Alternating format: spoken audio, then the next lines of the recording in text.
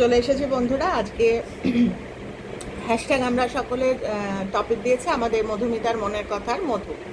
তো তোমাদের একটা অ্যানাউন্সমেন্ট, মানে একটা কথা একটু জানিয়ে রাখি যে হ্যাশট্যাগ আমরা সকলের যে টপিকগুলো, যে বিষয়গুলো আমরা আলোচনা করি, সেগুলো তো আমরা সকলে মিলে দিই, সবাই দিই, যারা আমাদের দেখে তারা দেয়, আমরা দিই, সবাই মিলে আমরা ওই মাথা খাটিয়ে খাটিয়ে আমরা টপিক দিই। তো সেগুলো আগে আমি দিতাম আমার কমিউনিটি থেকে, তারপরে চেঞ্জ হলো, মধুমিতার মনের কথার মধু এতদিন দিত, তারপর এখন ওকে আবার একটু বিশ্রাম দিয়েছি, কারণ বিরাট দায়িত্ব না, টপিক চেক করো, যতই রাতে তুমি কাজ থেকে ফেরো না কেন, 12টার মধ্যে চেষ্টা করা, 12টা জায়গায় একটা, আমার অনেক সময় রাত্রির একটাও হয়ে গেছে। তো হ্যাশট্যাগ আমরা সকলে, আমি জানি না কারা কিভাবে নাও বা বুঝতে কীরমভাবে পারো, এটা একটা ফান্ডামেন্টাল একটা জার্নি হ্যাশট্যাগ আমরা সকলে। এটার মধ্যে দিয়ে না, মানে আমাদের কি বলবো, আমাদের অনেক জিনিস চেক হয়ে যায়। যেরকম এই যে সময়টা একটা দিতেই হবে, মানে এরকম প্রচুর জিনিস আছে যেগুলো হ্যাশট্যাগ আমরা সকলে যখন কন্টিনিউ আমরা করতে থাকি, একটা একটা ফান্ডামেন্টাল চেকিং নিজেদের হয়ে যায়, একটা দায়িত্ব আসে। তারপরে ধরো একই টপিক যেগুলো আগে হয়ে গেছে সেগুলো আবার আমরা দিতে পারি না, আমাদের মাথা খাটিয়ে মাথার কাজ বাড়ে।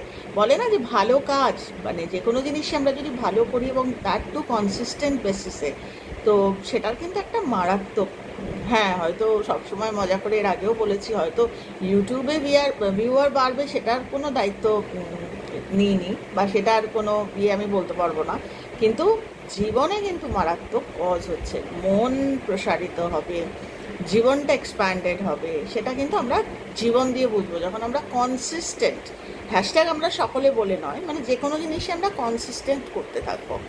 তো এই কনসিস্টেন্সিটা মেনটেন করা তো কষ্টকর, নানা রকম কাজ। আর মধুমিতার মনের কথার মধুর নিজের একটা সুন্দর দোকান আছে, দোকানে যাওয়া, দুটো মেয়ে তাদের সামলানো, তারপরে নিজস্ব ওর জগৎ আছে, ও প্রচুর কাজকর্ম, তা ওকে আবার কিছুদিনের জন্য একটু বিশ্রাম। এখন এগিয়ে এসেছে কবিতা, মানে কবিতার কলতানের কবিতা। তো এখন থেকে হ্যাশট্যাগ আমরা সকলে যারা আমাদের ফলো করেন বা যারা দেখেন, যারা টপিক দেন, তাদের প্রত্যেককেই বলা রইল, এখন কিন্তু কবিতার কলতানের কবিতার কমিউনিটিতে কিন্তু ভালোই হবে না, একটু হাঁটা চলা হবে, একটু এক্সারসাইজ হবে। এক জায়গায় বসে থাকি আমরা, আগে রঞ্জনাদির কমিউনিটি, তারপর মধুর কমিউনিটিতেই আমরা বসে থাকতাম, এখন আমরা আবার একটু হাঁটা চলা, যত হাঁটা চলা হবে আমাদের এক্সারসাইজ হবে, ভালো হবে, একটু হাঁটা চলা হবে। এবার চলে যান সবাই কবিতার কলতানের কমিউনিটিতে, ও দেবে টপিকগুলো। তো অনেক ধন্যবাদ মধুকে, বেশ কিছুদিন ও কিন্তু বেশ সুন্দরভাবে কন্টিনিউ করে গেল, আর আগামী দিনেও করবে খুব শিগগিরই। আবার কবিতাকে যখন মনে হবে একটু হাঁপিয়ে যাচ্ছে, তখন আবার এরা তো সব আমার ছানাবো না, সত্যিই ছানাবো না, এদের যখন আবার দেখবে একটু হাঁপিয়ে যাচ্ছে, তখন আবার কবিতাকে পাল্টে অন্য আরেকজনকে দায়িত্ব। তো এইভাবেই আমরা পথ চলবো সবাই মিলে। তো এই হচ্ছে ব্যাপার। আজকের টপিকটা হচ্ছে অপরাজিতা। অপরাজিতা সুন্দর টপিক দিয়ে চলেছে। তো আজকেই আমি আমাদের একটা গ্রুপ আছে হ্যাশট্যাগ আমরা সকলে, সেই গ্রুপে আমি লিখেছি যে এ তো পুজো, মানে একটা ভালো কাজ মানে ঈশ্বরের পুজো, পজিটিভিটির পুজো আর কি।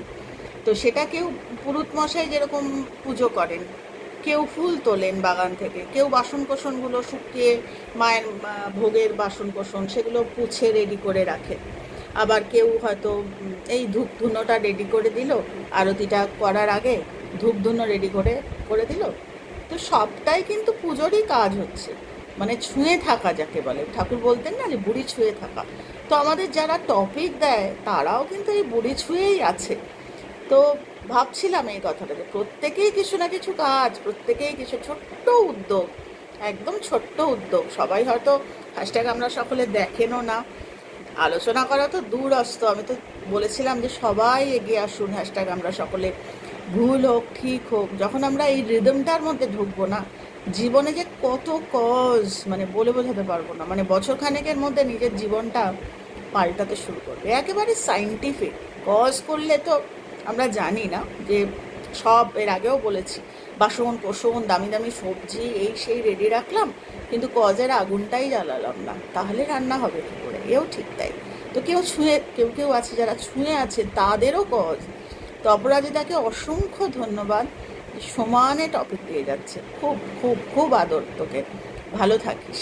তো আর প্রত্যেককেই রিকোয়েস্ট করবো যে অন্তত কিছুভাবে, যদি ভিডিও না করা হয়, কিছুভাবে ছুঁয়ে থাকা নিজেদের দায়িত্বে।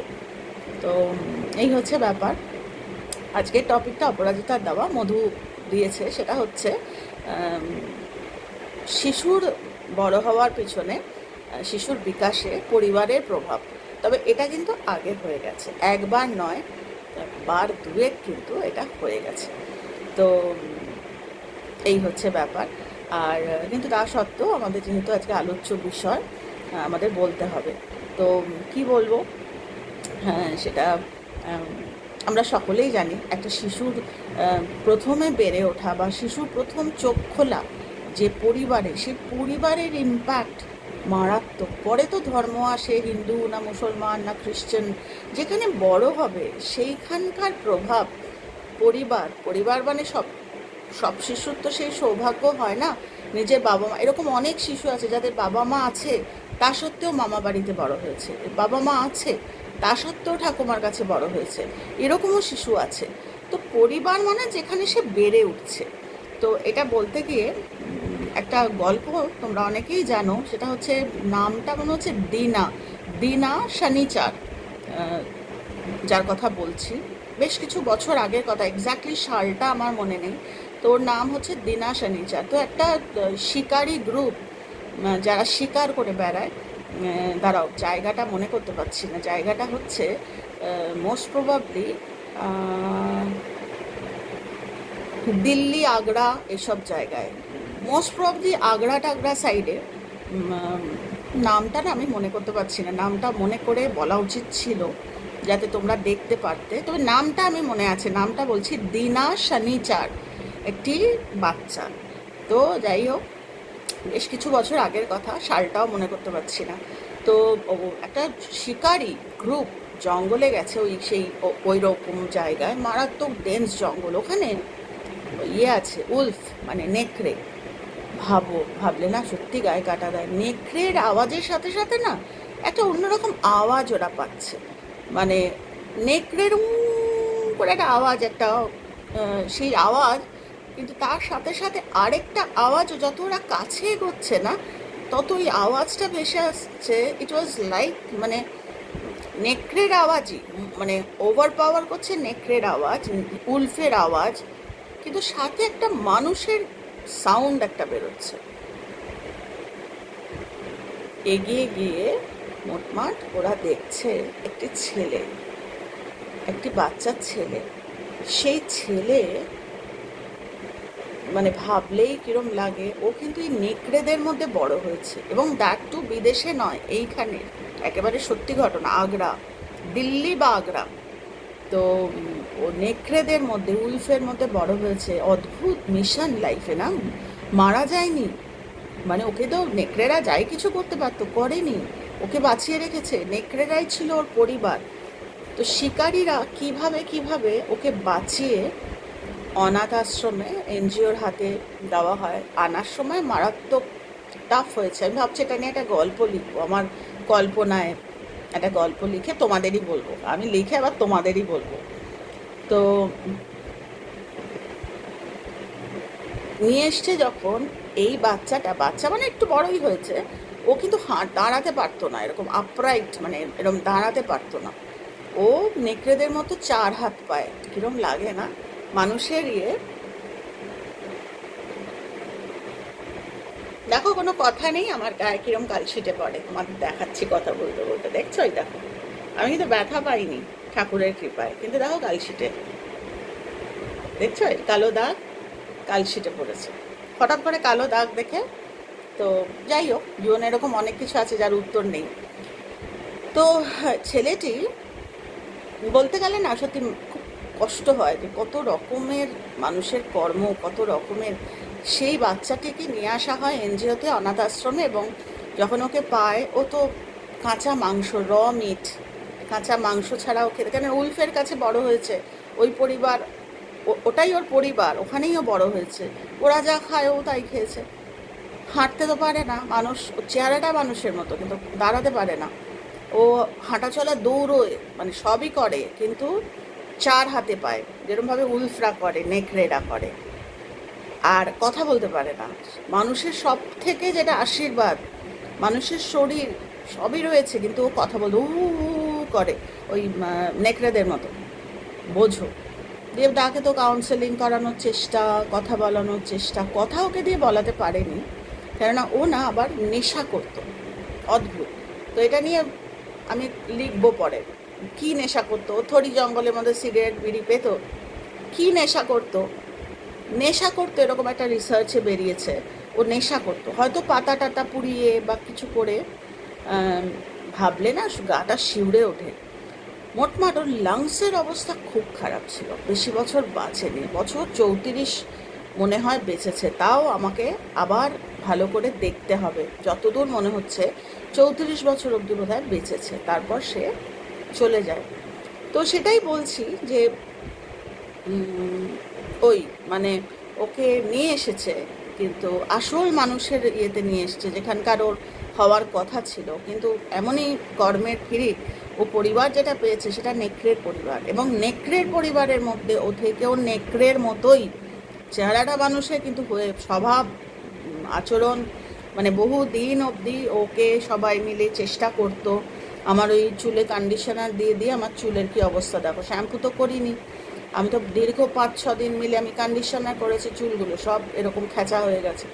এখন ঠিক মতো তেল লাগিয়ে ঠিক মতো করতে হবে, সে সময়ও পাচ্ছি না। যাই হোক, তারপরে ও যখন চলে যায় তার আগে ও একটু দাঁড়াতে শিখেছিল, একটু দুহাত ধরে, মানে ওকে দাঁড়ানোর একটা ইয়ে ছিল, কারণ ও তো ওর হাঁটবে, কেউ দৌড়তো কিন্তু 4 পায়ে।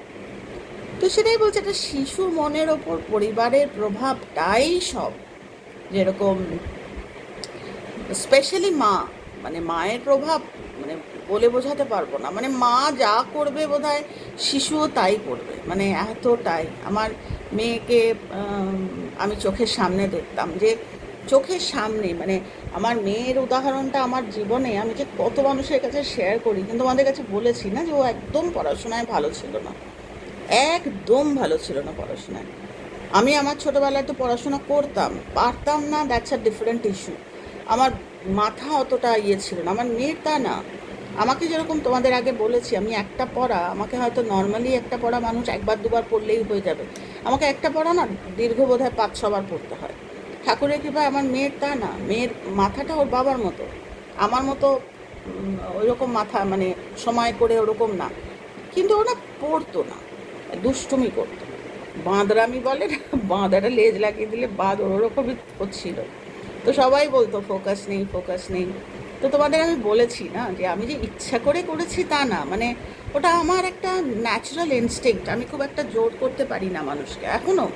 এই তোরা আয় রে, হ্যাশট্যাগ আমরা সকলেতে আলোচনা কর রে, দেখবি খেয়াল করে আমি বলতে পারি না, আমি কাউকেই আমি, আমার নেচার এটা, কিছু করার নেই, এক একজনের নেচার। চেষ্টা করি না যে তা না, কিন্তু আসেই না। হয়তো দিনটা কেটে গেল, মনে হলো আরে এটা তো করলাম না, এরকম মানে স্বভাবজাত এটা। তাই আমি কি করতাম, আমি নিজে করতাম। তখন তো আর এই বৌদ্ধ ধর্ম ইয়ে করিনি, এত পড়াশোনাও করতাম, এই লেভেলে হয়তো পড়তাম না।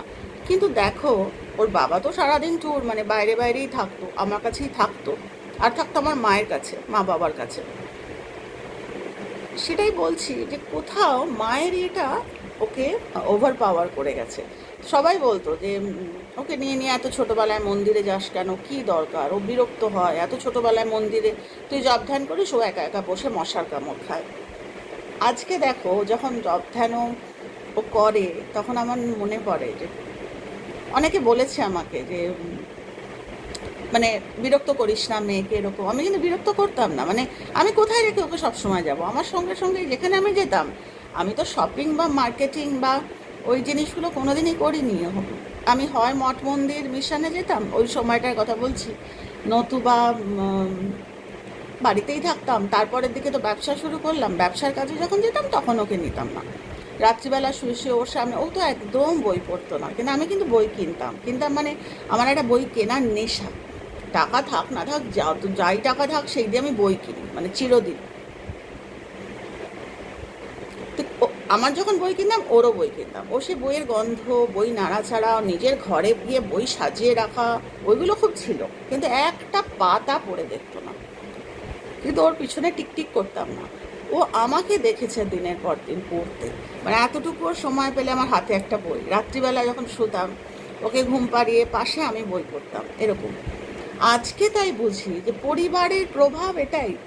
আমার মেয়ে একটা দিন ঠাকুরের কৃপায় এখন যায় না যে বই পড়ে না, মানে এত, যারা ওকে চেনে তারা জানে ওর একটা মারাত্মক দায়িত্বের কাজ করে, প্লাস আমাদের যে প্র্যাকটিসের প্রচুর কাজ থাকে, তা সত্ত্বেও আমরা মায়ে মেয়েতে মিলে প্রতিদ্বন্দ্বিতা করে, তোমার এই এই পেজগুলো পড়া হয়ে গেল, আমার এই পেজগুলো এখনো পড়া হলো না, এইরকম একটা ফেয়ার কম্পিটিশন তৈরি হয়েছে। তো আমি তো কোনোদিনও সত্যি কথা এক্সপেক্ট করে করিনি, আমি ওর সামনে আমি আমার স্বভাব মতো আমি করেছি। বাচ্চা যে কখন তুলে নিয়েছে সেটা তো বুঝতে পারিনি। ও ঠিক আমার মতো, মানে সাজগোজ বা মাকে কোনোদিনও দেখেনি, মানে ও তাই। তো আমি একটা উদাহরণ দিচ্ছি তোমাদের। ও কিছুদিন ও যখন এমবিএ করছে তখন ইন্টার্ন করার জন্য ওকে একটা কর্পোরেটে 3 মাস, বম্বেতে, ও তখন চেন্নাইতে থাকতো কিন্তু বম্বেতে ইন্টার্নশিপ করার জন্য ও 3 মাস এসেছিল। দিয়ে এবার ও যখন ওই ইন্টার্ন করতে যেত, প্লেন মাথায় ছুটি করে একটা ভালো, ও বেশিরভাগই প্যান্ট শার্টই পরে, ও খুব একটা সালোয়ার টালোয়ার পরে না, খুব রেয়ার। তো ওরম যেত। তো ওর যে বস ছিল খুব ভালো একজন লেডি, খুব ভালো মহিলা, মহারাষ্ট্রেন। ও শিবাঙ্গীকে বলেছে, শিবাঙ্গী কিছু মনে করিস না, কর্পোরেটে কিন্তু সাজগোজের একটা ব্যাপার, একটা গেট আপ দরকার। তো যাই হোক, অত ডিটেলে আর যাচ্ছি না। সেগুলো তুলে নিয়েছে এখন, সেগুলো ও করে, মানে করে বলতে ওইটুকু দরকার, ওইটুকু করে। কিন্তু যত যেরকমভাবে মাকে দেখেছে সেরকমভাবে। তো পরিবারের প্রভাব বলতে পরিবারেরই প্রভাব, মানে পরিবারের প্রভাব পড়বে না এটা হয় না, মানে একেবারে অবধারিত পড়বে। কারুর হয়তো একটু বেশ, মানে কোনো কোনো বাচ্চা হয়তো মায়ের প্রভাবটা বেশি নেবে, কেউ বাবার নেবে। ইভেন এরকমও হয় জয়েন্ট ফ্যামিলিতে হয়তো মা বাবারটা নিল না, জ্যাঠা জেঠিরটা নিল, এরকমও হয়। সেটা পুরোটাই ডিপেন্ড করছে কোথায় বড় হচ্ছে, কার সঙ্গেও বেশি অ্যাটাচড।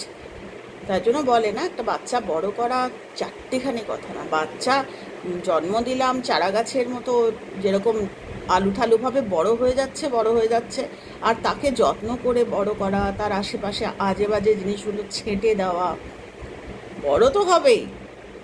এও তো ওই দিনাশানিচারও তো বড় হয়েছিল, কিন্তু কিভাবে বড় হয়েছিল।